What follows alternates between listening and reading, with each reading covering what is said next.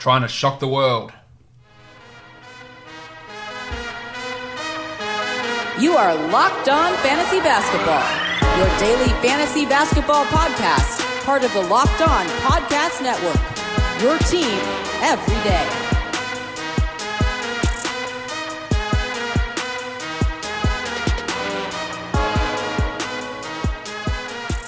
Hello and welcome to the Locked On Fantasy Basketball podcast brought to you by Basketball Monster. My name is Josh Lloyd and I am the lead fantasy analyst at basketballmonster.com, and you can find me on Twitter as always at redrock_bball. Today we're going to be looking at fantasy points leagues. Michael Bolton. Let's get to it. Let's get to it indeed. So what we're talking about today is we're talking about the differences, what a fantasy points league is, the differences between points leagues and category leagues, talking about players who benefit a lot in points leagues versus category leagues, and the opposite, players who aren't worth anywhere near as much in a points league versus a categories league. A lot of the stuff that we've done over the last couple of weeks, especially like the positional tiers, that doesn't really apply to points league. They are a much, and in fact, much simpler version of fantasy basketball than category leagues are. You're pretty much looking for a guy who's going to average more points than the other guy. That's the way it goes, but it doesn't mean there aren't differences, because most rankings, most blurbs, most information is tailored to category leagues. So that can change opinions on guys who might slide under the radar. Your ADP on your sites, your Fantrax, your Yahoo,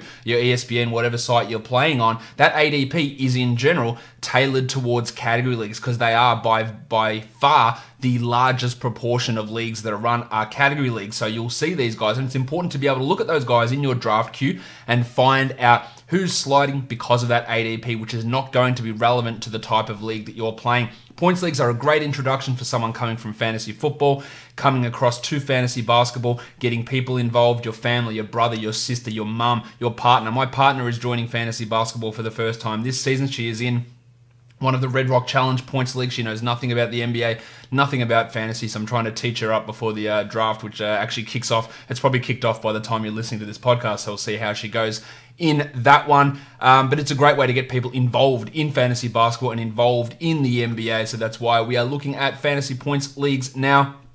The number one question that I always...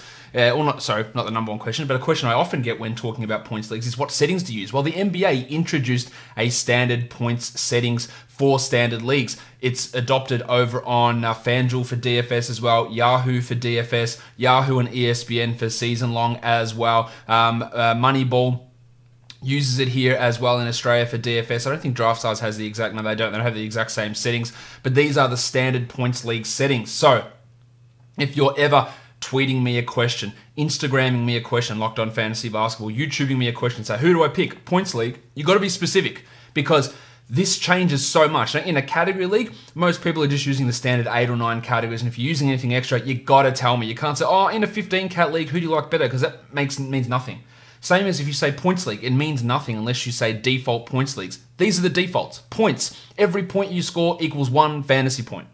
Rebounds. Every rebound is 1.2 fantasy points. Every assist, 1.5 fantasy points. Every steal, 3 fantasy points. Every block, 3 fantasy points. And every turnover, -1 fantasy point. That is the standard scoring. You can do different things. CBS, I believe their standard scoring is 1 point for everything, which is an absolute shitful system, except that for some reason they give assists 2. So it really bumps those point guards up. But anything that gives 1 point for everything means that volume scorers are going to absolutely dominate. And the guys who get defensive numbers, blocks and steals, it's going to absolutely mean nothing. A bloke averages 15 points and 1 block, which in a category league means it's got similar value. Then in a 1 point per stat league, then the guy scoring the points is 15 times more valuable than the guy getting the block. And that is completely ridiculous. In this situation, points are still a little bit overvalued. Someone gets 1 block, it's 3 points. Someone gets 15 points, it's still 15 points. So it's still not quite at that level. You'd have to go pretty hard and go, hey, let's make blocks 9 points or 10 points to really, really throw things weirdly amongst the rankings. But this is not a terrible way of going about it. The other way you can change things around in points leagues is have penalties for missing shots. 1 point for field goal made, -1 for field goal attempted. 1 point for half a point for free throws made, half a point minus for free throws attempted. However you want to do it, there's no right or wrong answer. Just be wary. No matter what change you make, it's going to change the valuation, and you don't want to just absolutely supercharge an area. You don't want to have points being equal to blocks. because again, then those guys who are just volume scorers, it takes away the value of a Rudy Gobert. Like his value disappears significantly.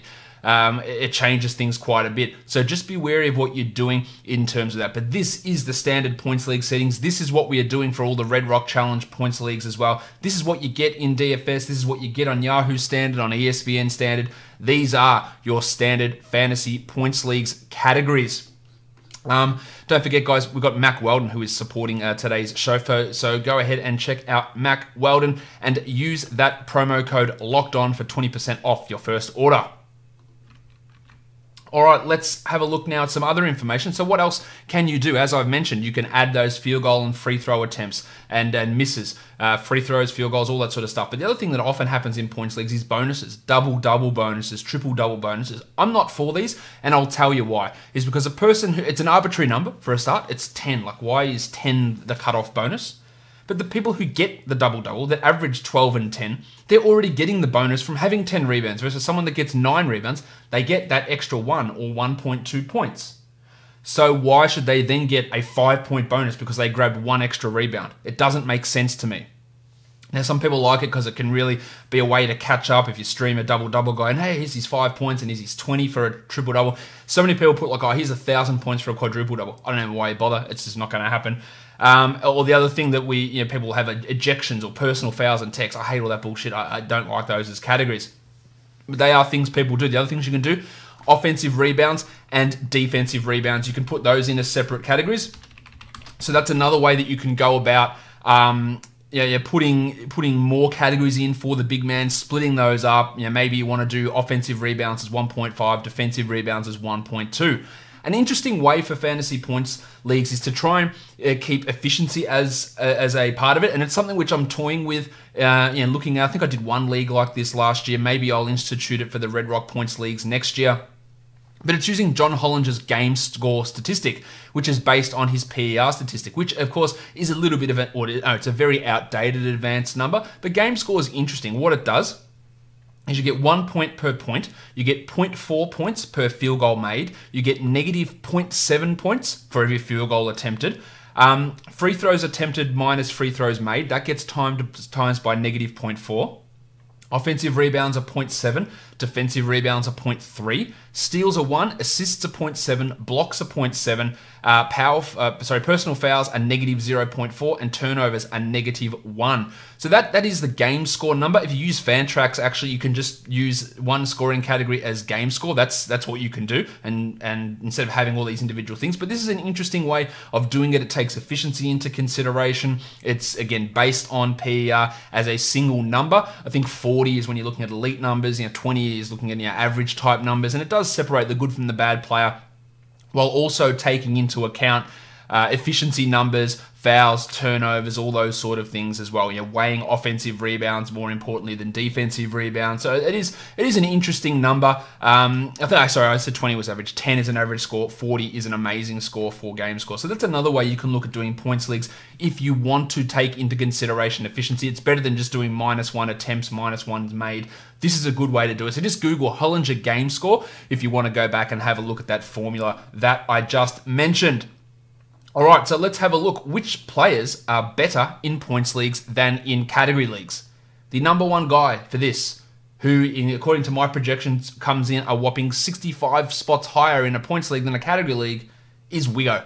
Andrew Wiggins. We know that he struggles to defend. He struggles defensive stats, assists, rebounds. He's inefficient. But what he will do is he will score. And that's exactly where, even though this new system doesn't give as much of an advantage to scorers, it still gives a big advantage to scorers. So Andy Wiggins, he is that guy that takes a big leap forward. So you might see his ADP at 110 or 120, whereas in reality, in a points league, he's a bloke that can come in as a 60th guy, a 70th guy, that sort of player. That's a big difference. That's important to note. So because if you can get this guy at pick 100, where his value is really as a top 75 sort of a player, that's really interesting. ADP on Yahoo's 113 and his rank on Yahoo's 191, but this is a top 75 points league player.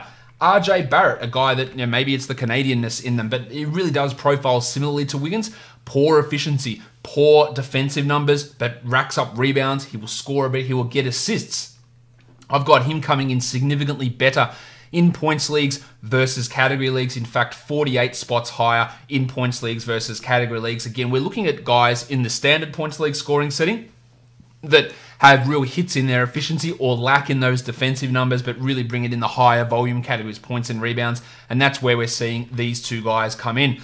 The Baconator, Dwayne Bacon, 46 spots higher in a points league. Again, a guy who's a chucker, who scores and doesn't really do anything else at all. But in a points league, that's valuable. He doesn't even have an ADP on Yahoo. He's got a rank at 189. In a category league, I think he's fine as a last pick because he's going to get a shit ton of minutes.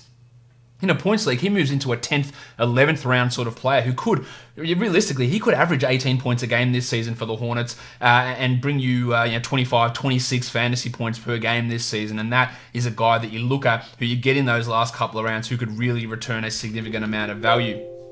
There's going to be a lot of commonality between these players, but Marvin Bagley takes a big jump forward, 41 spots higher in points leagues versus category leagues, because again, he can struggle with the efficiency, free throw shooting. His steal numbers are low, his assist numbers are low. He blocks an okay amount of shots, his field goal percentage is all right, but it's not great. But he is a top 50 points league guy. Maybe he gets to be a top 40 guy. He's in the zone. Like in terms of my projections, like I have him coming out in points leagues higher than Draymond, higher than Jonas Valanciunas, higher than Bam Adebayo, higher than Zach LaVine. Whereas in a category league, you're looking 20, 30 spots lower for Bagley in general. So he is a guy that takes a really, really big step forward in your standard points leagues settings.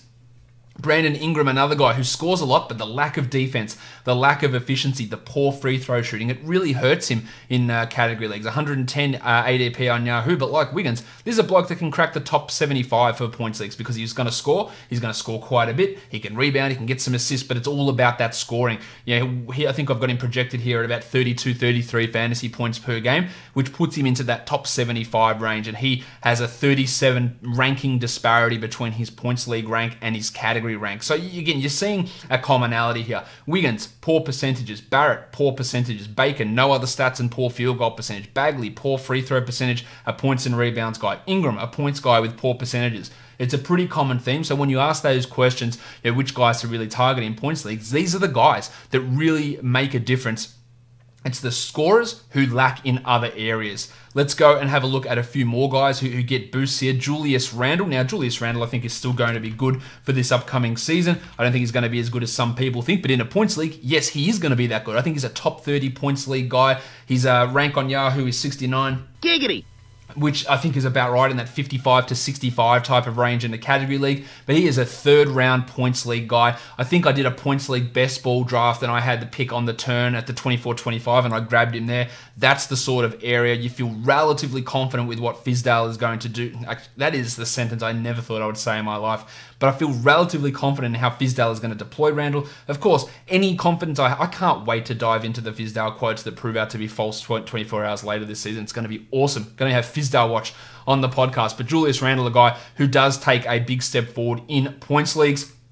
Much like Brandon Ingram, Justice Winslow takes a big step forward. They're pretty similar players in that respect. 135 ADP in category leagues. He's a top 100-ish type of guy in points leagues who can score a bit. He rebounds a bit. He's got that bad free throw percentage. He can struggle with efficiency. The defensive numbers haven't been there for him. It's just a familiar refrain for guys like Winslow. And Alex Len, another player who I think is still going to be good in category leagues, no doubt about that.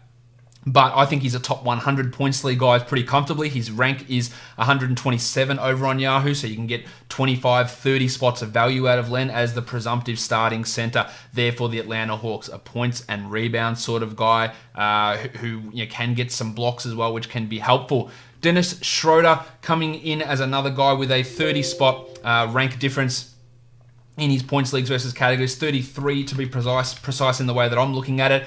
It doesn't mean that he's an awesome pick, but this is the situation where you look at him. His efficiency was terrible last season. I don't think he's going to get the same minutes this year that he got last year. When Paul is out, that'll bump up. I don't like him as a category league guy, but as a late round player in points leagues, fine. 11th round, absolutely no worries to have a look at him there. He's ranked 172 over on Yahoo as well, which I think is about right for categories, but for points league, he's in the mix. So he's someone that you should be paying attention to. And another Dennis Smith Jr., similarly, free throws, efficiency, they have been a bugaboo for Smith through his first two NBA seasons.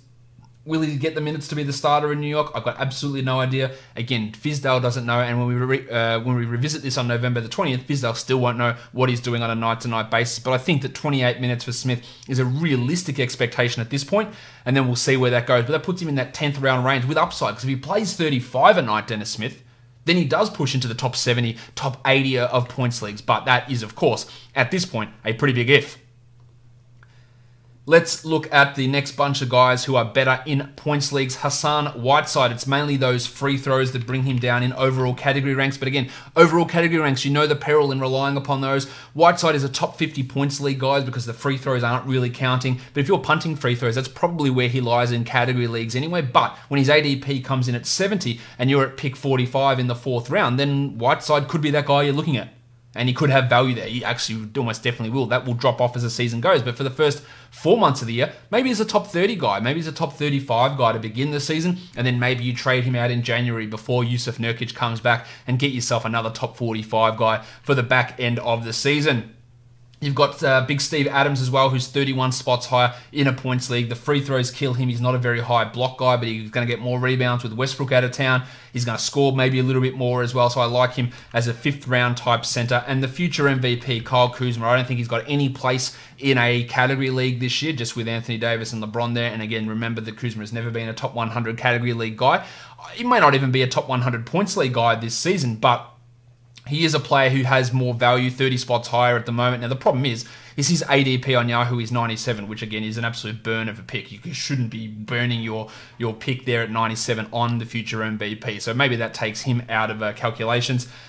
Blakey Griffin, an interesting one. He's a guy that takes a step up like Julius Randle. He's maybe a 50-ish, 55-ish sort of guy in a category league. I think he's a 3rd rounder pretty comfortably in a points league, at least on a per-game basis. His dicky knee is a little bit of a worry, but I think Griffo is a guy that does take that big step up in when we're looking at points leagues, while Domantas Sabonis, low defensive numbers, free throw percentage can be sometimes an issue for him. But in a points league, I think we're looking at a 23 spot increase in his overall value, knocking on the door of the top 50 in his new role as a starter for this Indiana Pacers team. All right, let's now look at the flip side of things for points leagues, and that is who is worse in a points league versus where they are in a category league, because these are guys that when you see their ADP, when you see their rank, they might be just staring you right in the face, just like dog's balls, and you got to say, well, this is not tailored to what I'm doing in a points league, so let's let them fall down a little bit. The number one guy I'm looking at here is PJ Tucker. Now, we know where PJ Tucker's value comes from. He gets a lot of steals. He hits threes. That's what he does. In a standard points league, threes actually mean nothing because there's no bonus for them. And he steals, what's you getting there? Like, what's he going to give you? 20 points per game from a fantasy point of view? Maybe. That's where he sort of sits. But in a category league, brilliant last pick. Get some rebounds, get some steals, helps you if you're lacking in that steals number. The minutes are going to be there. No one's taking them off him. So you've got consistency in production, but it just doesn't translate to fantasy points. D.GREEN, that is Danny Green of the Los Angeles Lakers. Green, another guy whose value comes from the low volume categories. And when you're going to see a lot of this as well, the guys who really excel in steals, blocks, and 3-pointers, they do get a hit in value in points leagues versus category leagues. So Green, a guy who could be a top 100, top 110 sort of category league guy, probably not a top 150 guy in points leagues. He doesn't score in big volume. He gets no rebounds or assists. He blocks shots, which is great for a shooting guard. But if that's 0.7, like what the hell is that giving you from a points league perspective? So he's not a guy we should be all that interested in.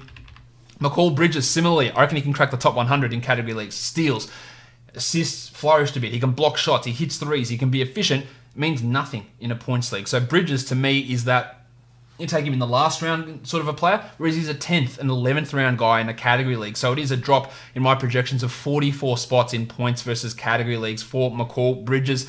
And similarly, the category league darling, Marcus Smart. We know what Marcus Smart does. He's a good passer, and I think his assists are going to go up this year. He's excellent for steals. His shooting has actually improved quite a bit, but he's a low usage guy. He hits threes at a decent amount, but he's not going to be a 10, 12 point per game guy. He's going to be a player that gets 5 assists and 3.5 boards and 2 steals a game, which is massive for a category league, but for a points league, it doesn't mean that much. So I've got him ranked 41 spots lower in a points league versus where he comes in a category league. So just be aware that when Smart comes out at his ADP at 88, you should be looking at him more as an 11th, the 12th round guy in a points league, not that player at round 88 in round 7 or round 8. Bob Covington, similarly, again, we talk about guys who thrive from defensive numbers and steals, defensive number and threes. Well, that is exactly what Covington is. He's a guy that I think is a 3rd to 4th round category league guy. He's more of a 7th to 8th round points league guy, a 37 rank drop there because, again, his value, he's not scoring 18 a game. He's not getting 9, 10 boards. He's coming in and he's getting 2 steals. He's getting a block. He's hitting a lot of threes, and it doesn't mean that much in a fantasy points league. So his value does drop off pretty significantly in that sort of a format. The next group of guys we look at, Nick Batum. Batum was bad last year. He's still in category leagues was the 100th best player. The minutes might come down a bit this year. I think the usage increases. Someone's going to have to distribute because Terry Rozier can't pass. So we'll see how Batum runs. But I also think at the end of the year we might see his role get limited. But the problem is the guys behind him, they're not that good. I think Bacon and Miles Bridges are already going to be starting with Batum in the middle of them. I think the role for Batum is going to be really dependent on what happens with Malik Monk. If Monk steps up, that pushes Bacon to the 3 and Monk at the 2, and that really impacts Batum. But even so, in a points league, I would just forget about Batum altogether. I think he's an interesting later round category guy, but I don't think he's even a top 150 guy for points league because of what he does. He's not a high scorer, not a volume scorer. He gets assists, he gets some rebounds, he can help in steals, but it's not enough in a points league to really make any impact, and that risk of him losing minutes at some point of the season is absolutely there. Brookie Lopez. We love Brook Lopez as that mid-round category league guy who's going to get 2 threes a game, 2 blocks a game. Fantastic. Means nothing. Not a high rebounder. Doesn't get assists. That free throw percentage means nothing for him. Not a high volume scorer. Maybe sees 1 fewer minute this season with his brother in tow to be the backup center. So Lopez, instead of being a 5th round player, a 6th round player, he's a 9th round guy. He's a 10th round potential guy in a points league who's just not that volume player that you need in a points league. So when you see him sitting there at his ADP of 64 and you're at pick 70, you just go, well, no, let's go to another guy because there are other players. Let's take Andy Wiggins. Now, it's probably a bit early because you can get him a bit later. But let's take that other guy there. Don't be swayed by those ADPs. You have to be aware that the ranks and the ADPs are category ranks. ESPN's, they might be fantasy football ranks for all I know because they make no sense. But on Yahoo, on Fantrax, they're category ranks. They're not points leagues ranks. So there is these differences that you absolutely need to pay attention to.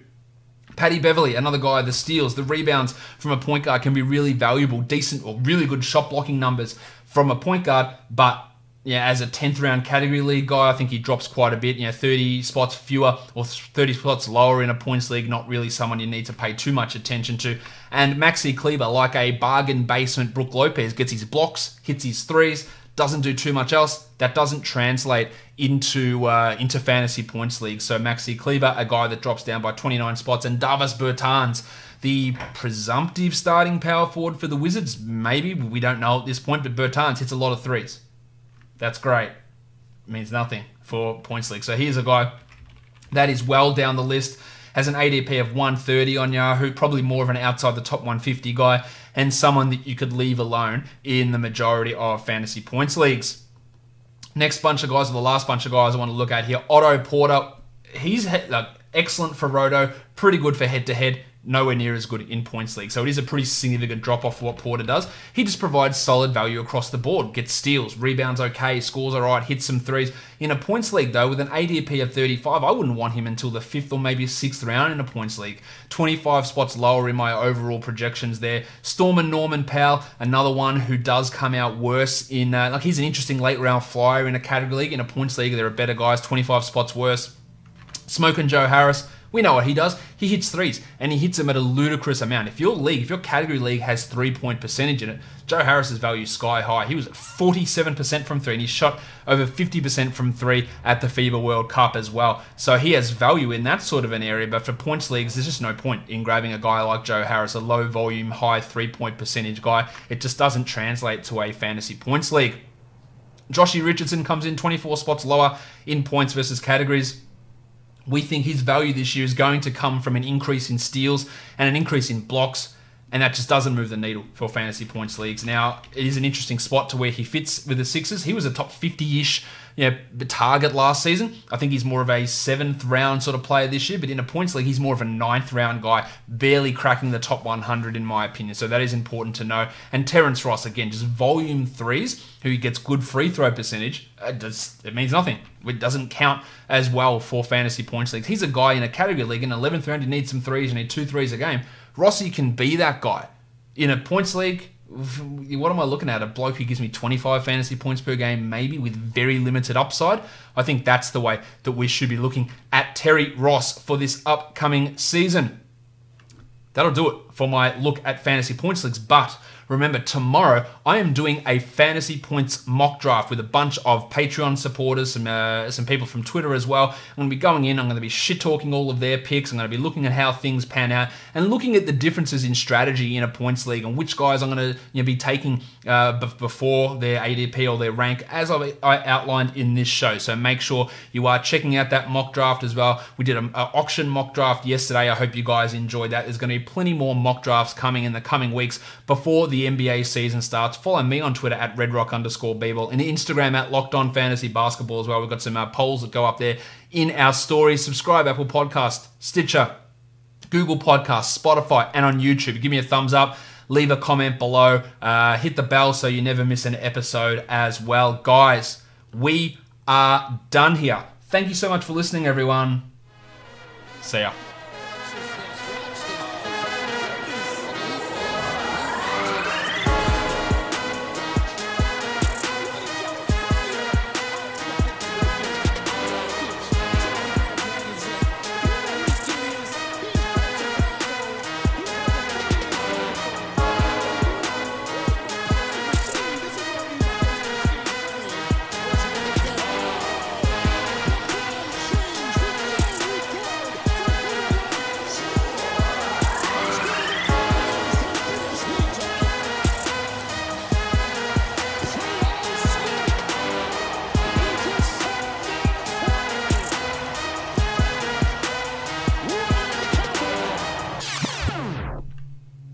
Malik Monk.